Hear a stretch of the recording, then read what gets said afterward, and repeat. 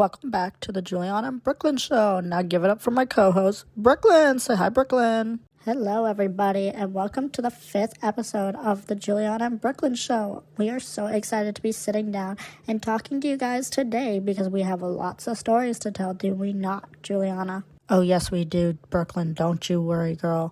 We've got stories to tell from just this week that's happened, which is so crazy because we've only been gone a week from episode 4, and we've got so many more stories to tell, and I'm so excited to share them today because some of them are a little crazy of what happened this week. So, how do you want to go about this? Do you want me to go first? Do you want to go first about your story? Because, it don't matter to me. I'm just so excited to tell my story because it's so funny to tell. I'll go first with my story, and then you can tell yours, Brooklyn, okay? So, what we mean by it's been a crazy week is, so I went to Oasis Springs with Julian back to his house after we filmed episode 4, right? I left Brooklyn to upload and stuff, and I went off to go, be around my man and be at his house for the week, right? So we're at the airport, right? And, there's security and stuff you got to go through at the airport. And, they're usually not the nicest or not the kindest, but I had one that was, really nice, and I love her to death. I miss her. And Katie, if you're watching this, I remember her name. She was so sweet. Love her to death. Love Willow Creek's security here. But, oh my God, the flight attendants. Let's talk about those girls because they suck at their job, let me tell you, okay? So we're on the plane, right? And I'm a little cold, right? And on our planes, we get blankets, right, if we're cold. So I hit my bell that's at the top of my seat, and I go, "Hi, can I get a blanket for me? I'm a little cold right now." And she goes, "You're a little cold, are you?" Aw, sweetheart, are we all a little cold? Not everyone gets the privilege of a blanket here. And I go, I would like one, I'm a little cold right now. And she's like, "Oh, well, we're out." What? You're out of blankets? But you can't just run out of blankets. No one has a blanket on this damn plane. I just asked for one. And she looks at me like, what? You don't understand. We're out of blankets, okay? Find a way to keep yourself warm on this plane. And it's a 3-hour plane ride, and we're only 30 minutes in, and I've already got sass from her. And I'm like, oh, this is going to be a great plane ride. So then we're sitting back, we're relaxing, right? And Julian's like, "Don't worry about it. It's going to be fine." And I was like, you're right. I shouldn't worry about it. Then the snacks come around. The snacks, Brooklyn. Oh, my God. So I asked her, can I get, some peanuts? And she threw them at my face. Threw the peanuts at my face and went, "There, have your peanuts. Bye." And I was shocked. I was ready to grab her by her hair. So I'm kind of mean for this. I kept ringing the bell at the top of my seat, and she kept coming back. She's like, what? And I was like, "Oh, nothing. Oh, I'm thirsty." I asked for water, Brooklyn. She threw the water in my face. You're fucking lying. There's no way a flight attendant threw water in your face. Oh, my God. So now I'm sitting there soaked in water. Freaking soaked. My makeup is running down my face because of her. So I was like, "Oh, I'm so done with you," right? So then finally we get off the plane, right? And she's like, "I hope you had a safe flight, girls. I hope you had a safe flight." And she gets to me and she's like, "I hope you never come back on this plane." And I was like, "I will never fly with your company again. I hope you know. I will be reporting you." And I reported her when I got to Julian's house. I hear on the news 3 days later, she has lost her job. Crazy. I'm telling her right now, to her face, if she is watching this podcast, you don't fuck with a bitch like me. She's just lucky I wasn't on that plane, because if I was on that plane, oh girl, it would have been over for her. I would have grabbed her by her hair, ripped her to the ground, and got thrown off the plane. I would have literally been thrown off the plane. Oh wait, they can't throw you off the plane because you're high in the air. So guess what? I wouldn't have been thrown off. But I probably would have been handcuffed because I've been handcuffed on a plane before because I got violent. Did I tell you this story, Juliana? What? Come again? You've been handcuffed on a plane? You never told me this. Please tell us the story now. I would love to hear how you got handcuffed on a plane. Okay, so it was around I want to say when I was 18, 19, right? And me and my ex-boyfriend were together. And he was like, "Oh, we should totally take a trip to Los Angeles or something." And I was like, "Oh, I'm totally down, right? For the summer." And we had just gotten out of college, and I was like, "Okay, sounds good," because, it was the last day of college. So I was like, "Let's go to Los Angeles. Let's have some fun." So we have to take a plane there, of course. So we're traveling, right? And there's a girl on our plane that has a baby that's crying, right? Crying, like, I mean, literally, like, louder than anything else on the plane. There's people snoring that are quieter than this baby. So I was losing it, and she was a seat in front of me, and I was like, hey, like, could you tell your baby to quiet down a little, right? I said it in a nice tone, right? So I said that, and she's like, well, do you look like the parent of the baby? Shut up. I was like, oh, okay. I was trying to be nice. I was like, okay, let's enjoy my plane. I'm still hearing this baby cry with my headphones on and everything, and I just couldn't take it anymore. So I was like, hey, lady, like, I'm going to tell you this one time. Could you quiet your baby down? And she goes, say that to my face again. She turned her head, like, you know the seat where the window is? She peeked her head through. I, like, literally fit my fist in there and punched her right in the nose. Right in the nose. I broke her nose, pretty much. And the flight attendant found out it was me. And the police, there don't know why, there was an officer on this plane I didn't even see. Don't know where he was going, but he was on the plane. He handcuffs me, and I can't move from my seat. And once we landed in Los Angeles, I was put in the cell for a few days for punching a girl's nose out. Like, but I was so pissed. I was like, what? Why am I getting freaking put in the cell for this? And I asked them, like, when I got out, I was like, why was I put in the cell? And they were like, well, you just chose violence. And I was like, that was not violence. You have not seen violence. I have never gone back to Los Angeles since. Oh my God, if you got arrested for that, I wonder what I would have been arrested for grabbing that bitch flight attendant's hair and ripping her around and punching her in the face.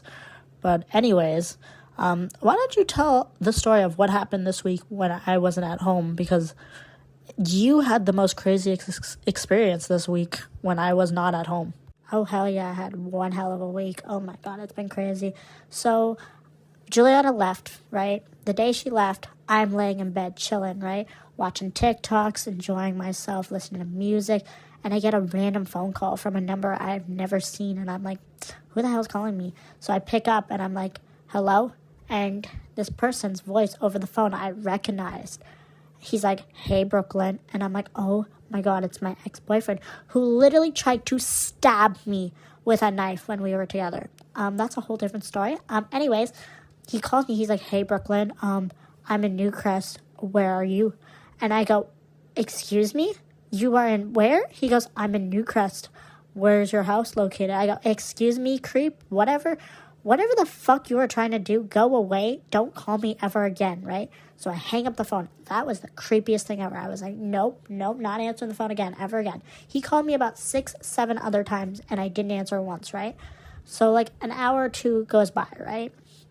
And I hear a knock at the door. And I'm like, what the hell? We didn't expect a package or anything. Thinking, like, that's weird. I go downstairs, right? I look through, like, the peephole in our door. It is him at our door. I was like, what in the hell? So I'm sitting there. I'm like, what the fuck? What do I do at this moment? What happens now? So I'm sitting there, and I'm like, okay, maybe he'll go away. He knocks again. He goes, Brooklyn, I know you live here. Like, come out. I go, oh my God. So I pick my phone up. I literally go to my room and I call the police. And like, I hang up the phone. I hear our door break down. Our front door broke down. He broke into our house and was inside the house.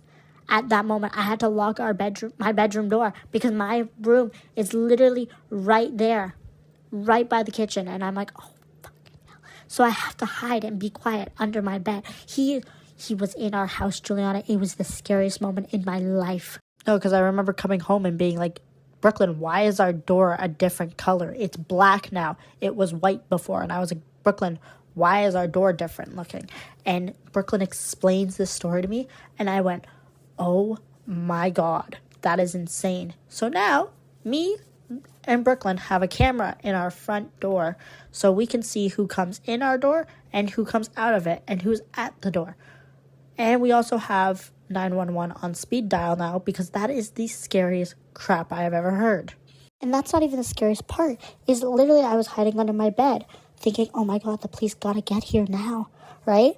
And so I'm sitting under my bed, and I'm like, holy fuck, I'm so scared right now, right? And I hear him pull a knife out of our drawer, And all he says, this was the scariest thing ever. I thought it was out of a horror movie. He's like, I'm coming to get you for all the times you hurt me, baby girl. I was freaking out. I didn't know what the fuck to do, almost in tears from it. The police arrived. He got arrested. They said they'd pay for our door to get fixed. And they'd take the money out of his bank account, which was really, really great. Because, Jesus Christ, that was the scariest moment ever. So, yeah, that's what happened this week. There was also another situation that happened that I would love to get into about our neighbor, who I hate the most now. Our neighbor is the fucking worst, dude. I want him to move out of the freaking, like, the building he lives in. He is so freaking annoying to live near. And after hearing this story, I literally want to go over to his house and, like, smash his flower pots on his freaking balcony or something. Like, I don't know. I want to hurt him after what I heard, what Brooklyn has to say. Like, oh, Brooklyn, when you told me the story, I was livid. Okay, so what we're talking about is, so it was like Wednesday, midweek. Juliana was coming back Thursday, right? We got a new door. I'm, like, safe, thank God. And freaking our neighbor comes over, knocks on our door, and I'm like, oh my God, what does he want? He's the one, if you remember the story about the Halloween party we had and him, like, putting in a nose complaint and the police showing up. He was like, he knocks on our door, I answer, and I'm like, hello, can I help you? And he's like, why were the police here? And I was like, we just had someone break into our house. He's like, you gotta get better security. And I was like, yeah, I know, thank you very much. We'll handle that. Thank you so much. You can go back home. And he's like, do you want me to set you up with security? I go, no, I think we're good. I think me and Juliana can do it. And you're like, he literally looked at me dead in the eyes. He's like, you're just two dumb bitches. What do you guys know? I was flabbergasted, my jaw on the floor. I was like, a 50-year-old man just told me I'm a dumb bitch who doesn't know what she's doing. I was like, and then he goes, I wish the fucking person who broke in killed you. I was like, whoa, buddy, there's no need for that, but damn. That was just rude. Like, when I heard this, I was like, okay, this neighbor needs to be dealt with. So the next day when I got back, I go over to that neighbor's house, and I tell him, like, oh, we have a gift for you. Yeah, guys, the gift was, I made a little chocolate cake, right? And we have a dog. So, me and Brooklyn, spoiler alert, put dog shit in the cake, and he ate it, and he was like, wow, that was like really good cake. I brought it to him because he doesn't like Brooklyn, but, like, you know, I was like, I hope you did enjoy it. But just so that neighbor knows, that cake had dog shit in it, by the way, just letting him know. So that's his karma for calling us just some dumb bitches who don't know what we're doing, because I knew to do that to you, sir, so get a life. And as if, like, as a 50-year-old man, you're gonna tell two freaking 20-year-olds that they're just two dumb bitches. Like, he had daughters of his own that we've made friends with. So, like, it just kind of shocks me that he even said that to me. I was, like, so in shock by it, but it was so funny to literally give the cake, because I literally had to help Juliana with it. But she had to bring it because he doesn't like me, because I've answered the door during the Halloween party. I answered the door this time because the police were here. And he is the most worst neighbor ever. I hope he moves out and goes somewhere else, because he is actually the worst to live by. I could tell so many stories of what he's done while me and Juliana have lived here for 3 years of our life. He has just been the worst neighbor to live around. And I know Brooklyn says that he's the worst neighbor. I've lived near worse neighbors than him. So, like, he's not as bad to me. But also, like, I haven't had the experience that Brooklyn's had with him, because it's been bad for Brooklyn. Like, I feel like he's going to get karma one day. And the day I see police are there, I am going to his house, because he is creepy. Like, he literally locks his door and keeps his light on at, like, 1 a.m. And, like, I don't know what he's doing, but it's creepy, let me tell you.